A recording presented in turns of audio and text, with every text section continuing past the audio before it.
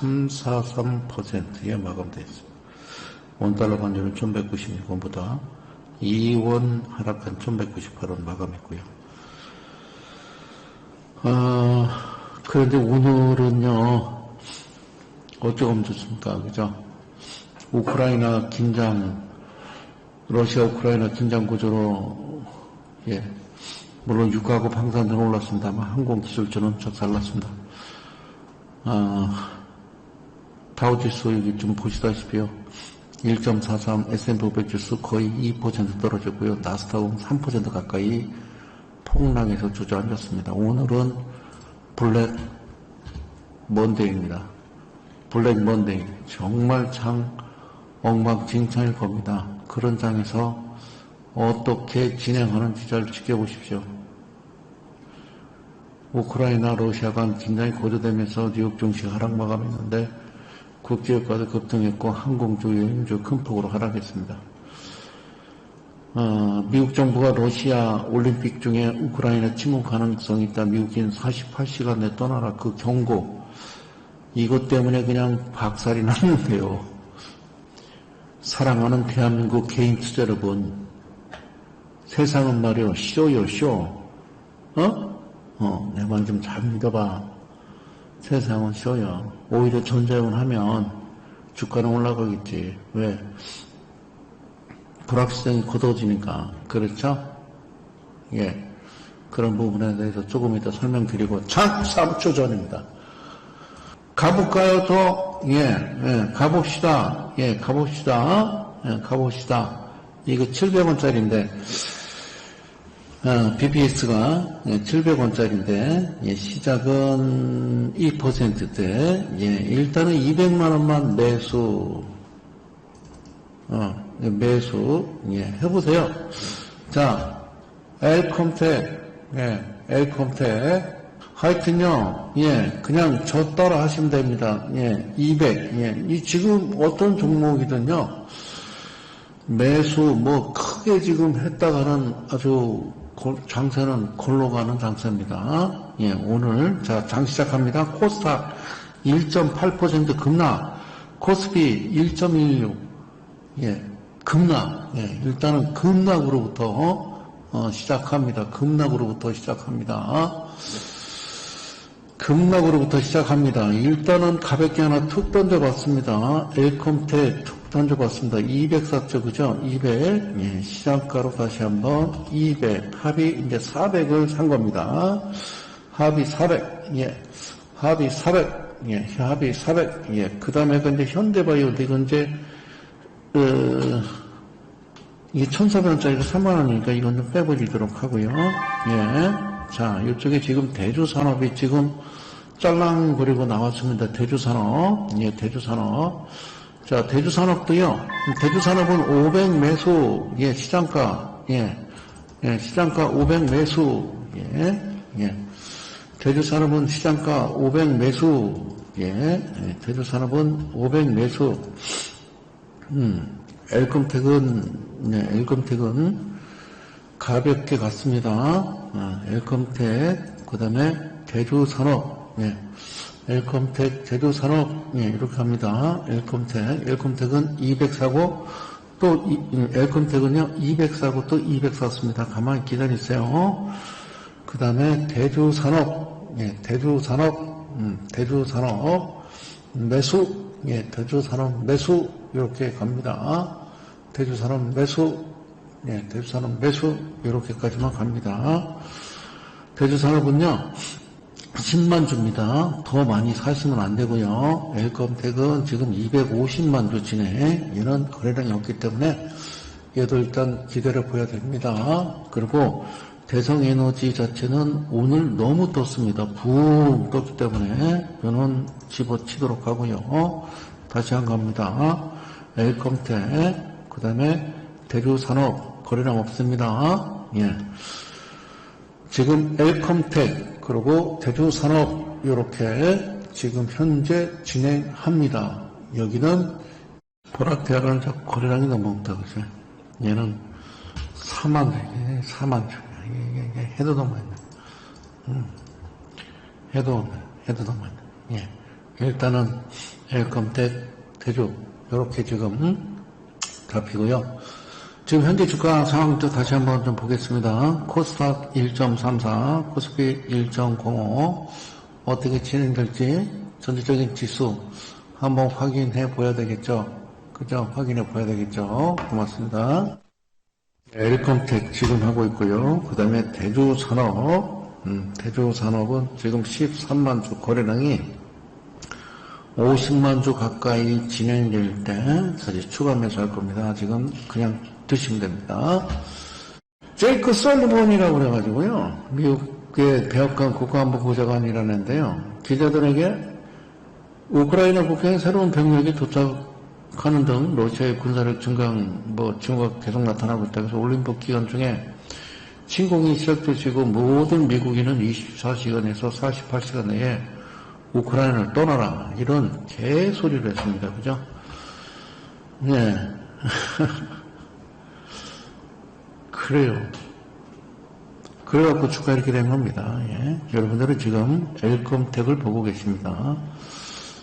당초 미국 정부 당국은 푸틴이 중요한 동맹국인 중국의 시진핑 주석의 반감을 사지 않기 위해서 베이징 동계올림픽이 끝날 때까지 기다릴 준비가 되어 있다 판단했거든요. 근데 최근 며칠 동안 변화가 감지됐고요. 결국 미국 정부는 공개적으로 이걸 인정하기 시작한 겁니다.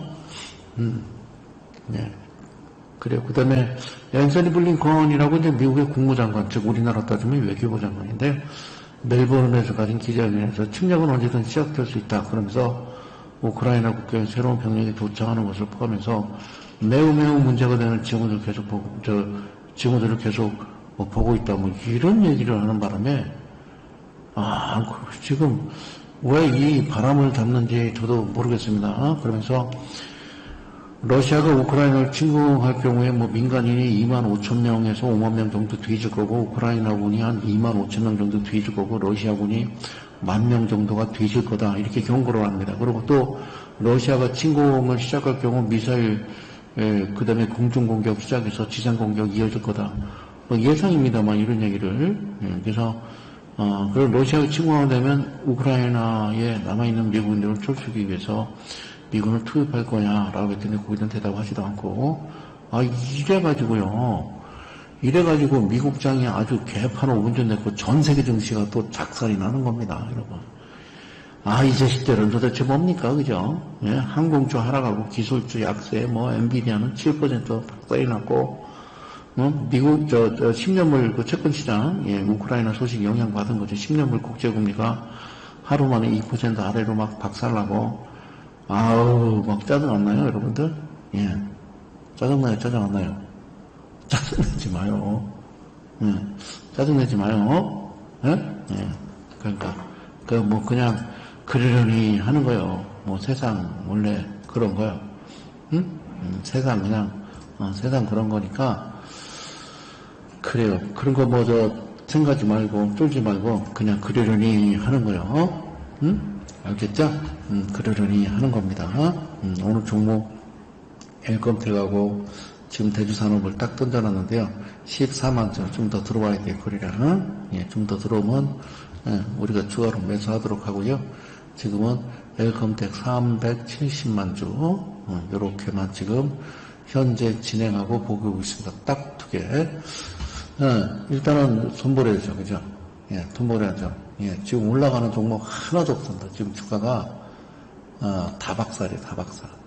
박살 다 박살. 다 박살이에요. 다 박살. 다 박살. 다 박살. 오케이. HRS 34만 주 돌파했네요.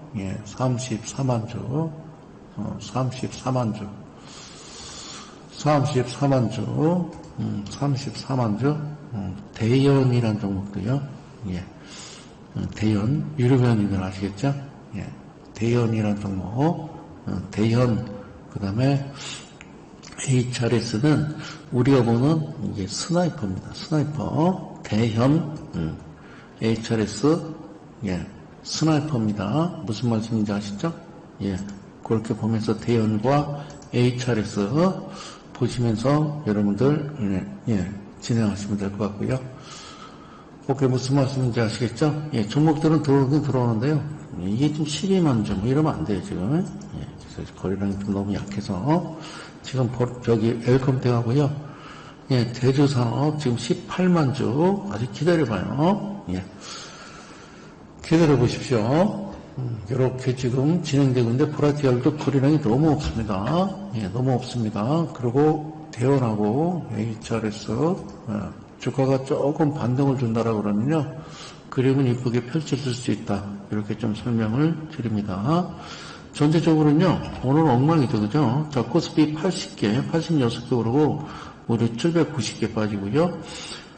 코스닥은 100개 오르고요. 1330개가 빠지고 있습니다. 지금 현재 1.7% 급락이고요.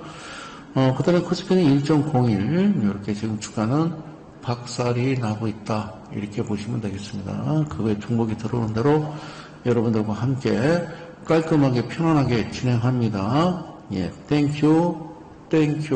자, 지금 방송은요, 잠깐 무료 방송 열었습니다. 조금 이따가 다시 닫겠지만. 자, 2022년 장이 어떻게 진행될 것이냐. 저는 다시 한번 여러분들한테 이야기합니다. 예, 코로나 종식입니다. 코로나 종식. 안 그러면 큰일 나고. 오케이. 돼서 시작됐어. 그래. 오케이. 엘컴텍 시작됐어. 예, 엘컴텍. 여기 가자. 예. 갖다 붙여주면 파는 거고, 그렇지 않으면 안 팔 거야.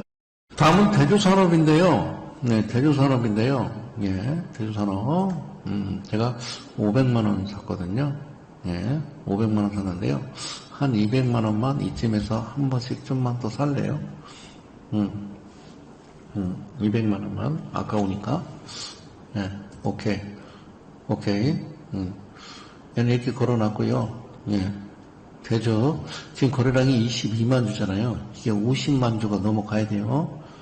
오케이. 그렇지 않으면 안 되니까. 땡큐. 주가는 더 개판이에요. 여기 좀 보세요. 지금 60개 오르고 800개 내리고 80개 오르고 1366개 지금 빠지고요. 코스피는 1.5고 더 개판이고요. 코스닥은 2.46 거의 뭐 대폭락이죠. 그죠? 대폭락이죠. 그죠? 네? 그러니까 저 개수 안에서 지금 매매를 하고 있는 거야. 저 개수 안에서 매매하고 있는 거야, 지금. 이게 지금 가능하다고 생각하세요? 예? 텐션은 가능하다고 생각하세요? 예. 200만원 시장가 좀 더 한 번 더 때리고 22만 주. 일단 50만 주 거리랑은 붙어줘야 뭐 그래도 괜찮겠죠, 그죠? 그죠? 엘컴텍, 예, 그 다음에 지금 대주산업, 이렇게 보고 있습니다. 예, 우리 회원님들 때리신 분들은요, 예, 또 조금씩 다시 또 추가 매수 또 하셔도 되겠죠, 그죠? 그때 잡아서 알려드릴게요. 뭐, 빅텍 종목 또 막 나오고 지랄을 하고 하는데요. 뭐, 이런 거, 붕 뜨고 이런 거 신경 쓰지 맙시다. 예? 신경 쓰지 맙시다. 그런 거는. 오케이. 추가로 지금 다시 80번은 지금 매수 위치입니다. 다시.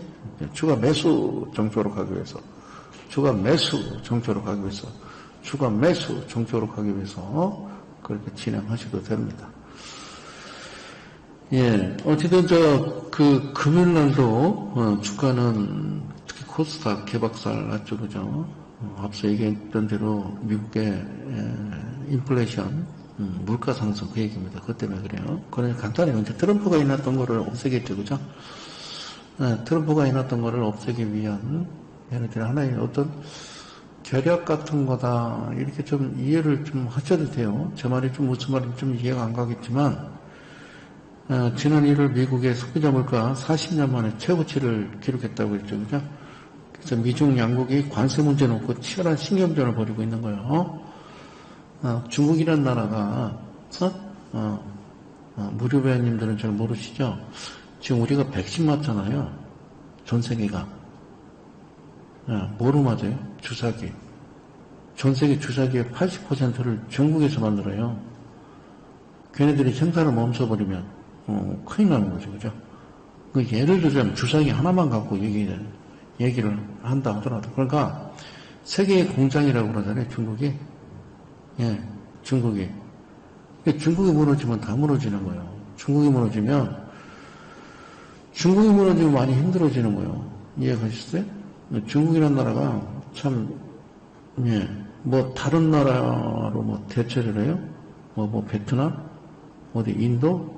아, 무슨 여러분 공장을 새로 뭐 사람을 인력을 뽑아가지고 이게 지금 쉬운 건지 아십니까? 그리고 2000년대 초반부터 시작해가지고 지금까지 한 20년 동안 쌓아온 거를 다른 나라에서 그게 가능하다고 생각하세요?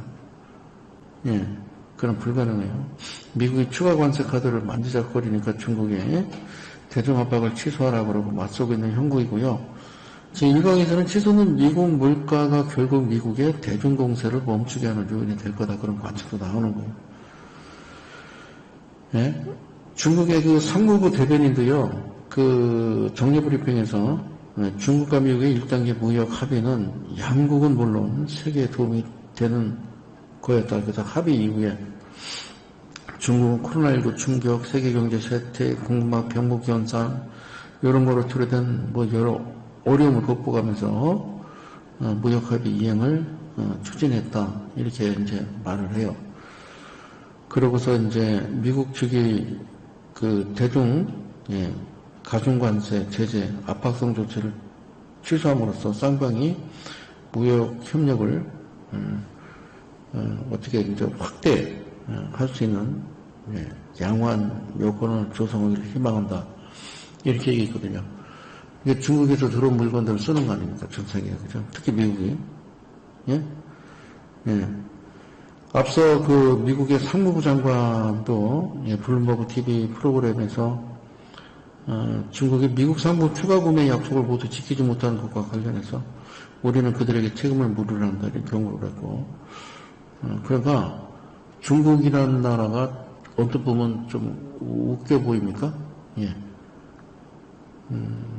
그건 아니죠, 그죠? 관세 내려야 되겠죠, 그죠? 어쨌든, 트럼프 때, 그때는 괜찮았죠, 그죠? 경제가 그렇게 나쁜 건 아니었으니까. 그때는 뭐, 크게 문제가 될 만한 소지는 아니었었기 때문에, 그죠? 예.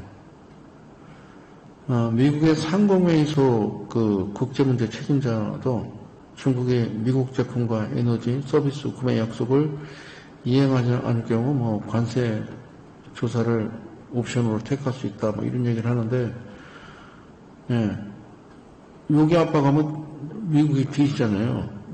물가가 오르면, 그잖아요. 그러니까 결국에는 모든 문제는 미국과 중국에서 촉발되는 거예요. 중국과 미국, 미국과 중국에서. 코로나도 그랬습니다만, 예, 그죠? 그래. 그전에 뭐 도널드 트럼프가 왜 자신을 관세맨이라면서 칭하면서 수천억 달러의 중국 수입품의 관세를 보고했잖아요. 그 피해는 결국 어디로 간 거예요? 미국 소비자들한테. 그죠? 그렇게 돌아온 거잖아요, 고스란히. 그렇죠? 그게 결국에는 인플레이션을 낳은 거야. 물가 상승. 그로 인해서 휘청휘청거리고. 그러니까 누군지 모르겠지만 특정 이익 집단들은 엄청난 돈을 벌겠지, 지금, 그죠? 엄청난 돈을 벌겠죠. 재밌겠죠, 그죠? 우리는 잘 모르겠습니다만, 누군가는 하여간 지금 재밌을 겁니다. 저는 그렇게 보여지거든요. 자, 지금 현재 엘컴텍, 그 다음에 제주산업, 이렇게 보고 있어요. 지금 현재 25만 주 거래량 안 들어와. 여기 갑자기 거래량이 팡 뛸 때, 그때 또 여러분들한테 얘기를 하도록 할게요. 엘컴텍은 한 번 차익 실현하신 분, 그리고 한 번 더 추가 매수하신 분, 아니면 또 그냥 들고 가시는 분, 이렇게 딱 세 종류로 나눠지겠죠. 그죠? 그러겠죠? 땡큐. 봅시다. 시세 포착. 아침은 이거는 스탑. 스탑. 사진을 맙시다. 스탑. 이거는 사진을 맙시다. 심해. 좀 심하다. 심하다. 그치? 심하긴 하다. 요거는 건들지 마십시오. 이거는 건들지 마십시오. 이거는 여러분들한테 추천은 안 합니다. 예. 가긴 가겠지만. 가긴 가겠지만. 지속적 분석이라고 해서 차트는 괜찮은데요. 예. 정부가 너무 엉망이라 여러분들한테 좀 권해드리기에는 좀 안 해. 오케이. 아니요. 쳐다보지 마요. 가긴 가요. 가긴 가요. 가긴 가요. 근데 해야 될 종목이 있고 하지 말아야 될 종목들이 있거든요. 어쨌든 안 됩니다. 그럴 것 같으면 뭐 이런 종목, 그럴 것 같으면 뭐 이런 종목, 그죠? 그럴 것 같으면 이런 종목들도 있었죠, 그죠? 뭐 이렇게 이제 아침에 뜰 때 막 7%, 6% 이렇게 뜨잖아요. 이런 종목들은 좀 웬만하면 제가 안 건드려요. 오케이? 이런 종목들은 안 건드려요. 그게 이제 나만의 어떤 기준, 나만의 원칙이 있어요. 오케이? 정상적인 종목에 정상적으로 출발을 한다라고 그러면요. 당연히 저는, 매매를 합니다. 강력하게, 매매를 합니다. 자, 대주산업 잠깐 좀 볼게요. 지금 거래량이 26만 주. 이게 50만 주 정도 되면 나한테 얘기 좀 해줘요. 50만 주 정도 되면 거래량 들어옵니다라고 저한테 얘기를 좀 해줘요. 거래량 들어옵니다. 이렇게 50만 주. 50만 주가 여기 거래량이 26만 주잖아요. 50만 주 정도가 돌파될 때 그때 추가 매수하는 거예요. 지금은 추가 매수도 할 것도 없어요. 그죠? 그냥 한번 툭빙 건드려 놓고요. 좀 있다가 따당 그 다음에 이제 50만 주 넘어버리면 이렇게 가야 되겠죠. 그죠? 지금은 자, 지금 이쪽에 지금 뭐가 들어가나 좀 보자고. 야, 이거 KCTC도 그림은 깔끔한데, 그죠? 그림은 깔끔한데, 저기 안정성 지표가 약간 거시기해서 그렇죠? 이런 그림 나오고서는 되게 장대양봉 하나 나옵니다. KCTC, 그냥 이야기만 할게요. KCTC, 이런 그림 나오고, 되게는 깔끔하게 만들어집니다, 차트는. 장대양봉 하나 나옵니다. 장대양봉 하나 나옵니다. 그냥 그렇게만, 여러분들한테 그렇게만 그냥 말씀드릴게요. 알겠죠?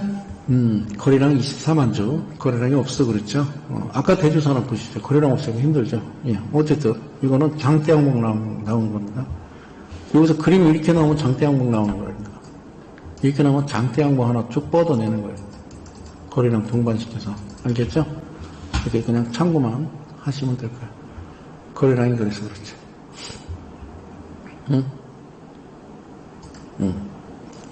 그래요. 얘는 팔았죠, 그죠? 알로코는 문자도 보냈으니까, 팔았을 거로 보입니다. 이거나 봅시다. 저는 그만할래요, 매매. 그냥 구경만 하시죠. 거래량이 그래서. 하여튼 헝가리뿐만 아니라 지금 벨라루시, 폴란드까지 싸다봐서 전체주의 국가라고 좀 폄하했죠. 오르반은 당연히 미국의 감정이 들어오려고요. 미국이 나토를 움직이는 것에 대해서도 불만이 있을 수밖에 없습니다.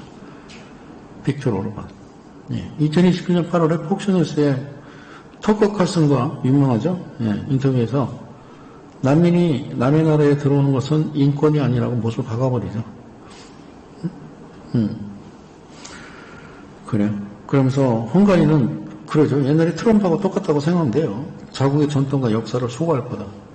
이런 가운데 이제 2007년 2월 10일 베네남버 회의에서 이야기했던 아주 오래전에 2007년도에 푸틴의 연설이 오늘날 그대로 들어맞았다라고 해서 화제가 되고 있습니다. 15년 전 푸틴은 가장 힘이 센 나라가 하나의 주권을 휘두르는 당극화된 세계는 결국 내부로부터 파괴될 것이다 이렇게 예언을 했거든요. 그러니까 당극화된 시스템이 스스로 많은 결함을 가지고 있어서 지속되지 못할 거다 이렇게 말했습니다.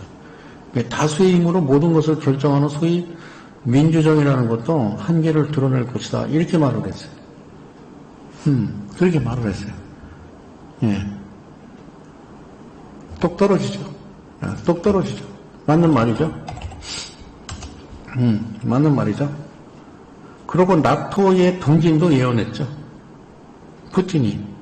나토의 확진은 동맹의 현대화와 아무런 관계가 없고 유럽의 안보도 보장하지 않는다 이렇게 말을 했어요. 오히려 심각한 도발을 내포할 거다. 그러니까 상호 신뢰의 수준을 떨어뜨릴 것이다 이렇게 예측을 했습니다. 15년 전에. 그리고 나토의 확장이 어느 나라를 겨냥하고 있는지 묻고 싶다 이렇게 얘기했죠. 그 다음에 바르샤바 조약기구 해체 이후에 무슨 안전보장을 하는지를 알고 싶다. 푸틴이 그렇게 이야기를 했죠. 90년 5월 17일 나토 사무총장이 나토군을 독일 국경 밖으로 확대하지 않겠다고 선언한 것을 기억한다 이렇게 얘기를 했죠. 그렇다고 그 말도 했습니다. 우크라이나 위기를 정리하면 간단해요. 나토의 동진에 반대하는 러시아가 레드라인을 발표하면서 군사적 대비체제를 취하고 있죠. 그 가운데 우크라이나 침공 의도가 없다고 거듭 밝히고 있습니다. 근데 나토 회원국 가운데 미국과 영국, 즉 앵글로색스는 러시아가 동계올림픽 기간 동안 언제든 침공한다라고 계속 구술하고 있는 그런 형태예요. 그러니까 이게 참 웃기는 형국이죠. 전쟁 시나리오를 라고 쓰면서 긴장을 높여가고 있는 겁니다. 이게 잘못됐다는 거예요. 그죠? 지금 현재 형국은 그렇게 돌아가고 있는 겁니다. 이해가셨습니까? 예. 지금 형국은 그렇게 돌아가고 있는 거예요. 그렇게 딱 이거인데 정확하게 무슨 뭐 똑 떨어지게 그냥 뭐 점쟁이처럼 진짜 뭐 내일이나 모레 막 때린다. 그럼 또 러시아가 웃겨지는 거죠? 그건 러시아가 웃겨지는 거잖아요. 예? 그러니까 이거를 우리는 뭐라고 그러냐면 불확실성이라고 그래. 불확실성.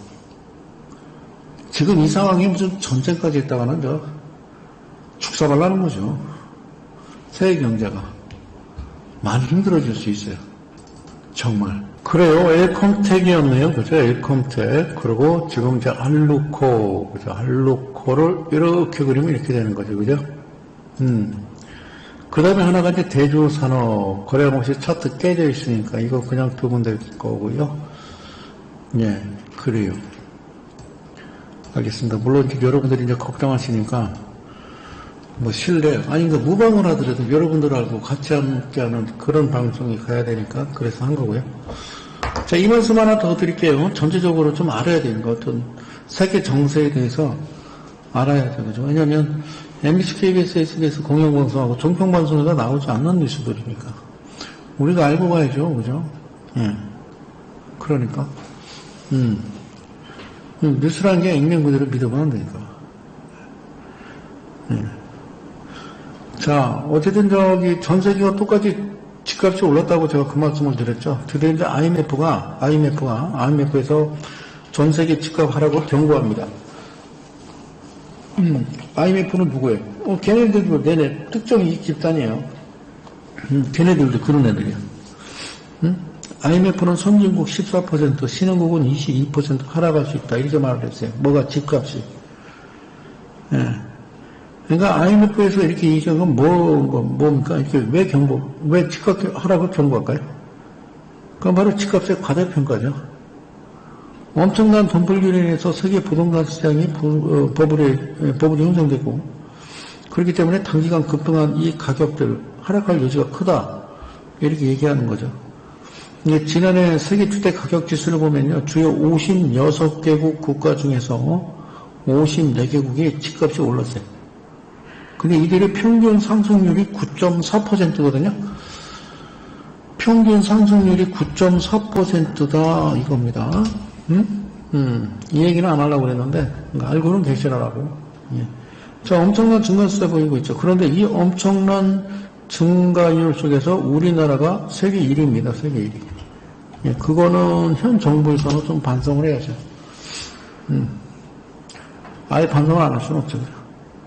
네? 우리나라가 세계 1위입니다. 명목 집값을 보면 터키가 35.5%로 1위인데 물가 상승률을 고려한 실질 상승률이라는 게 있어요. 그걸 보면 한국이 1위입니다.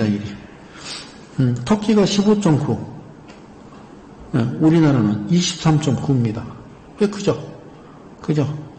그 다음에 스웨덴이에요. 자, 코로나 유동성으로 가장 많이 버블에 낀 나라가 바로 우리나라 대한민국이라는 거죠. 이게 왜 심각한 거냐면 주식이 됐든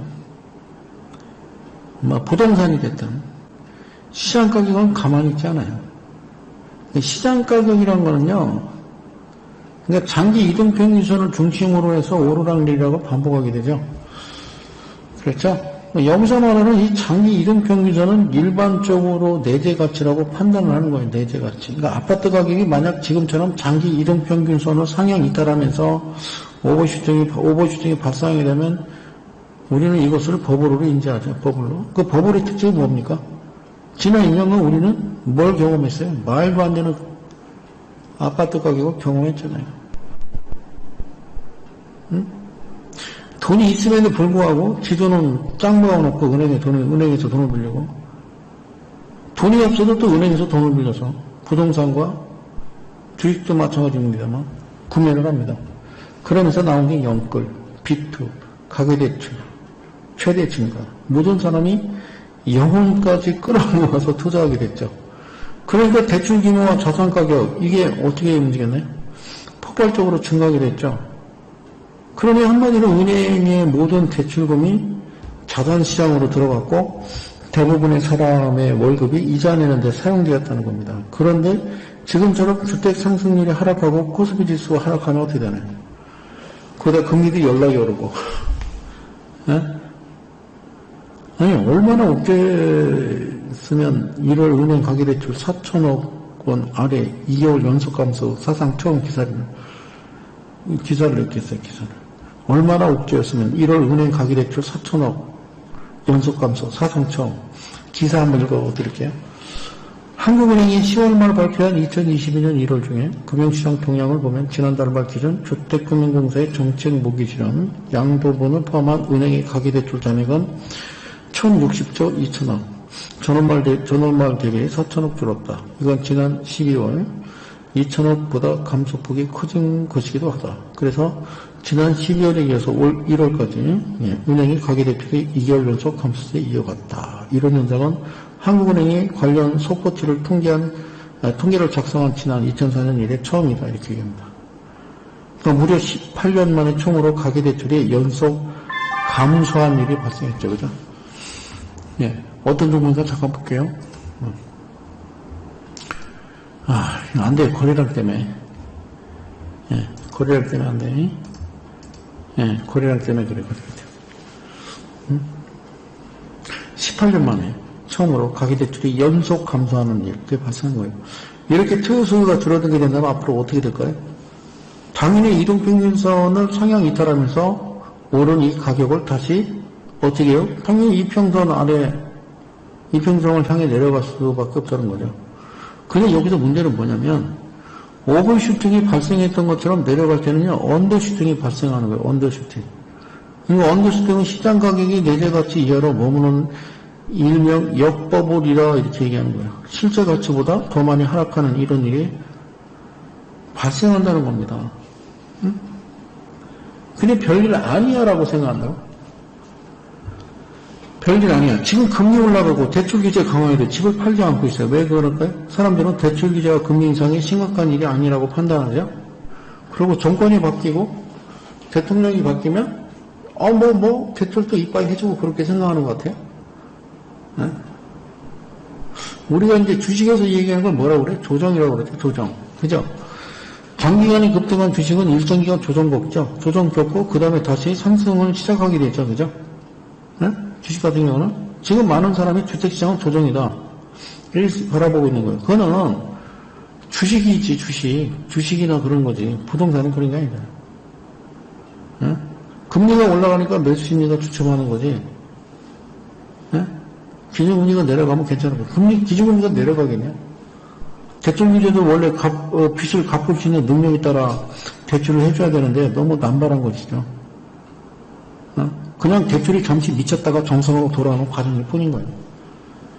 그래서 이제 지금 뭐야? 총부채 상환 비율이라고 해서 네가 벌어들이는 수입에 거기서 원금과 이자를 갚을 수 있는 능력만큼만 대출을 해주는 그런 상황으로 돌변해버린 겁니다. 근데 그것 자체도 이자가 연락이 비싸요. 한 6%대 지금 가까이 가고 있어요. 그럼 어떻게 된다는 거예요, 지금? 앞으로. 그러니까 집값이 내려가는 것은 뭐 말이 안 된다, 이렇게 바라본다는 거죠, 사람들이. 그래서 얘네들은 IMF가 경고한 선진국 14%, 신흥국 25%의 조정을 굳게 믿고 있는 거예요. 우리나라가 선진국이니까 14% 조정이라 서울의 평균 집값이 10억 정도 되니까 10억 초반까지밖에 안 떨어진다. 그런 거네? 이렇게 생각을 한다는 거죠. 돌대가리입니까? 네? 앞서 얘기했듯이 여러분들 그런데 네? 띵똥거리는 거 우리가 빼자 이거예요. 지금 이거 우리가 지금 네? 이 상황에서 이걸 보고 지금 막 매매를 하고 지금 이럴 상황은 아닌데 지금 뭐 좋아요? 지금 그런 건 아니죠, 그죠? 예, 소리가 어서. 시대 포착. 뭐요?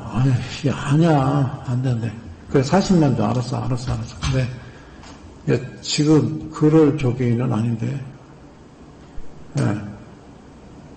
그럴 적이는 아닌데. 지금 뭐, 하고 뭐, 이런 거 좀 하지 맙시다. 예?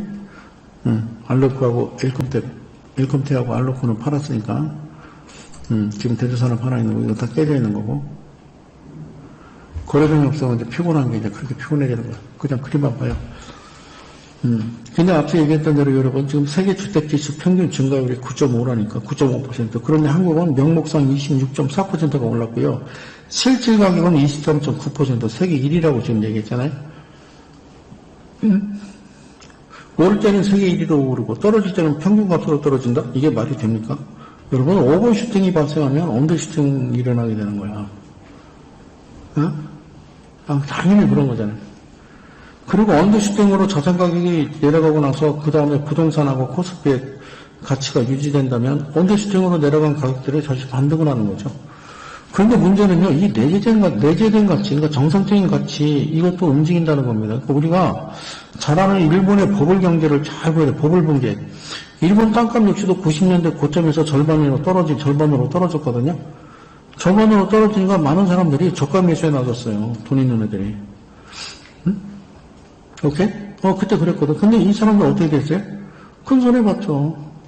보통 이 정도 떨어지면 다시 가격 반등하기 마련인데, 그 집을 구매했거든? 고점 대비 반토막 돼서 무려 20년 동안 기대했던 평균 회귀 현상은 일어나지 않았어요. 그리고 그 사이에 집값 평균 부동산 가치는 밑으로 내려가게 됐죠. 네? 이해가셨죠? 오케이. 자, 어쨌든, 그건 궁금하죠? 네, 이런 거 보지 말고, 우리 애들. 자, 궁금하죠? 지금 이 IMF에서 경고하는 선진국은 14%, 신흥국은 22% 하락. 이게 과연 전문가의 말처럼 조정인 거예요. 전문가들의 말처럼. 그게 아니면 일본 버블처럼 다시 돌아올 수 없는 가격 하락을 의미하는가. 궁금하죠? 그렇게 썼어요. IMF 선진국 14%, 신흥국 22% 집값 하락할 수 있다. 여러분, IMF가 연준과 주요국 중앙은행들이 코로나 팬데믹 기간 내놓았던 대규모 부양책을 철수함에 따라서 글로벌 증시 또 집값이 급락할 리스크가 있다고 경고를 했죠. 그렇게 하면서 주가가 빠진 거예요. 금융안정보고서라는 게 있습니다. 반기. 총완화적 통화정책이 글로벌 증시 화랑과 금융 레버리지 증가로 이어졌고, 이건 신흥경색 상황에서 경제회복을 위험에 빠뜨릴 수 있다. 이게 당연한 거죠.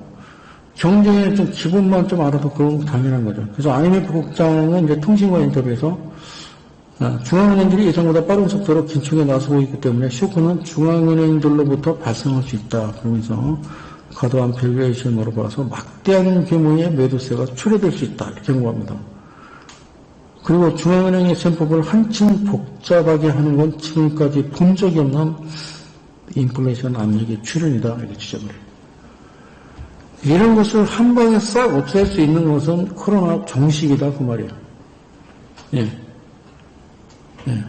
어쨌든 IMF에서는 뭐라고 그래? 제가 이제 꾸준하게 여러분들한테 반복해서 말씀드렸던 거랑 똑같이 얘기하죠. 초과가적 통화정책이 글로벌 증시 화랑, 금융 레버리지 증가로 이어지면서 가격이 올랐는데 이제는 빠른 속도로 긴축에 나서고 있기 때문에 박살날 수 있다. 이거죠. 이렇게 이야기를 합니다. 그죠? 한마디로 언더슈팅 가능성을 경고하고 있는 거예요. 그런데 이 경고는 IMF뿐인가요? 한국은행도 같은 이야기를 하잖아요. 기사에 계속 나오잖아요. 부동산 부문 지수가 100인데 그 관련 통계 집계를 시작한 96년 이후 최고치를 기록했다. 전분기 97.23, 2.7포인트 올랐어요. 0이에요, 0. 그러니까 해당 지수가 최저치를 0, 최고치를 100 설정해서 GDP 성장률 대비 부동산 가격이 얼마나 올랐는지 보여주는 거예요. 그러니까 100에 가까울수록 부동산은 터지는 거예요. 그런 뜻이거든요. 그러니까 부동산 시장 과열과 함께 이제 가계와 기업 부채를 합한 민간 부채도 3,342조 7천원. 경제의 2.2배 수준입니다. 그게 풀어놨죠. 그러니까 한국은행은 그래요. 앞으로 정부 대출 규제, 그 다음에 기준금리 인상 그 조치로 금융 불균형이 급격히 조정될 경우 디레버리징, 집값 폭락이 동시에 나타날 수 있다 이렇게 우려를 해요. 그러니까 지금 우리나라의 버블 정도는 최고치 100포인트에서 무려 97.23포인트까지 기록하고 있다. 이거죠. 여기다가 대출 규제하고 금리 인상이라면 어떤 일이 벌어질까? 응? 생각하기도 싫죠, 지금. 끔찍하잖아요. 응? 응? 그럼 이 버블 붕괴 충격은 집값 폭락이라는 언더슈팅으로 일어날 가능성 100%예요. 그렇게 되는 거예요. 근데 그 이후의 상황이죠. 그 이후의 상황? 대통령이 바뀌었다니까, 그러면. 대통령이 바뀌었다니까. 어떻게 수습해 나갈 거예요, 누가? 응? 과연 일본 버블 붕괴처럼 다시는 돌아올 수 없는 가격으로 하락을 의미하는지, 아니면 잠깐의 조정 거치고 다시 집값이 오를 수 있는지. 잠깐 조정 거치고 집값이 오를 거라고 생각해? 내 위아수바라게 장을 지져라, 이씨. 살짝 빠지고 조정 주고 계속 우리는 옆으로 횡보할까? 매물이 없어요, 지금. 팔겠다는 사람, 사겠다는 사람이 아예 없다니까. 지금. 2008년 기억해봐. 금융위기 당시에. 자, 미국의 금리 인상 했지? 그래서 집값 버블 붕괴됐지? 그러니까 어떻게 됐어? 전 세계는 신용경색이라는 엄청난 충격에 빠졌지? 신용경색 되니까 어떻게 돼? 은행이 파산됐네? 은행이 파산되니까 기업도 파산됐네? 그러니까 어떻게 해서 투매가 들어갔던 거지? 기억나지? 자, 은행이 무너지니까 대출이 안 되니까 기업도 쓰러지고 돈 빌려 투자를 할 수 없으니까 투기 수요 줄어들면서 그때 주가도 급락한 거지. 날이 가면 갈수록 심해지는 손실에 금융회사들 연속해서 파산했고 결국 경기 침체 동시에 투매가 심해졌었죠. 2008년도 여러분들 경험해 보셨죠. 지금 이 과정이 되풀이 된다? 그런데 왜 그랬어요? 금리 인상은 왜 그랬어요? 전염병이잖아요. 응? 은행의 부실폭탄, 그리고 경기 침체를 이겨낼 성장 동력. 이게 존재하지 않으면 일본처럼 부동산이 다시는 돌아올 수 없죠. 예, 성장 동력. 그래서 다음 정권이 과연 이런 것들을 잘 해결할 수 있는 친구가 누군지를 우리가 잘 파악을 해야 되는데, 제가 볼 때는 지금 현재는 없어. 지금 없어. 물론 시킨 대로 해야 되겠지만. 예? 예. 그죠? 지금도 부동산 투자하고 부동산 보유하신 분들, 부동산은 그래도 빠지지 않는다? 이런 말도 안 돼. 듣기 좋은 소리만 들어서는 안 되겠죠, 그죠? 예? 그리고 과연 4천조 대출이 무너지면 은행들이 버틸 수 있을까? 여러분? 상한유예가 3월 말일날 끝나는데, 버틸 수 있을까? 집값 하락으로 은행들의 부실이 높아지면 은행도 버틸 수 있을까? 못 버티겠지. 예? 그런 상황에서 지금 성과급 잔치 벌이고 있다? 이거 너무 코미디적이지 않나? 지금 미국의 인플레, 즉 7.5% 물가 상승률 상승했습니다. 이 40년 만에 최고치. 이건 이제 앞서 잠깐 말씀드렸듯이 트럼프 대통령 당시 때, 그죠? 관세 문제도 있으니까 이런 거 풀어나가야 되겠죠. 한마디로 미국의 금리 인상이 거의 확정적으로 이루어지고 있다는 거죠. 미국이 금리 높이면 당연히 한국은 그걸 따르는 거죠. 그죠? 아니, 미국의 금리보다 훨씬 높게 금리 수준을 유지해야 됩니다. 버블주 세계 1위, 자영업자 부실주 1위, 자살률 1위, 기업 규제로 인한 기업의 펀더멘털도 붕괴된 상황 1위. 지금 우리나라는 코로나 이전 2019년과는 비교도 안 될 정도로 개판 5분 전은 맞아요. 한마디로 자본 유출 가능성 높아진 상황이라는 거죠. 이런 상황이 우리한테 어떤 결과를 갖고 올까요? 지금 주택담보대출이 6%대 지금 올라가고 있어요. 누가 이걸 잘 해결해낼까요? 대통령 임기는 아직 남았는데 이걸 좀 잘 해결해서 이걸 좀 잘 풀어가야 될 텐데. 예. 주택담보대출이 얼마까지 올라갈 수 있을까요?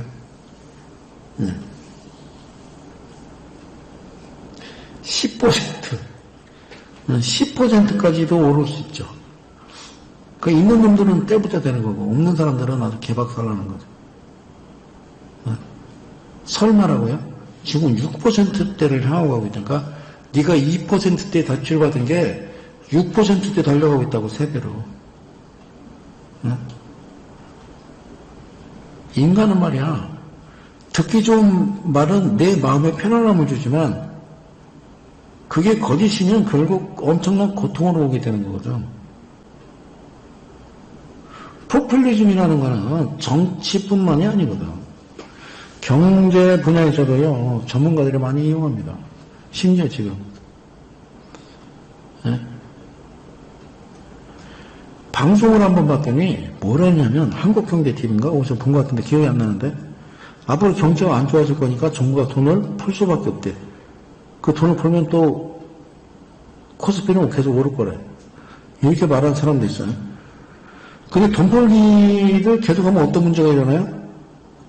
물가 상승으로 인해서 금리인상 올라온다니까. 그래서 여러분들은 정부가 중요한 게 아니라 그 기분이라는 게 있어요. 기분, 상식. 그것만 견주면 되겠죠, 그죠? 내가 땐 진짜 은행을 망가뜨려 놓고서 CBDC로 갈 가능성도 있으니까 그건 또 지켜봐야 되겠습니다만. 여기까지 여러분들이 좀 이해를 하셨으면 좋겠습니다. 몇 가지 녹화를 했으니까. 우크라이나 사태하고 지금 이거하고 같이 견뎌서 전 세계가 코로나 때문에 죽사발인데 또 여기서 우크라이나 전쟁까지 한다. 그러면 엎친데 덮친 격이 되겠죠. 재수없는 상황이 발생할 수 있으니까 그런 일이 일어나면 안 되겠죠. 그냥 여기까지 말씀드릴게요. 땡큐.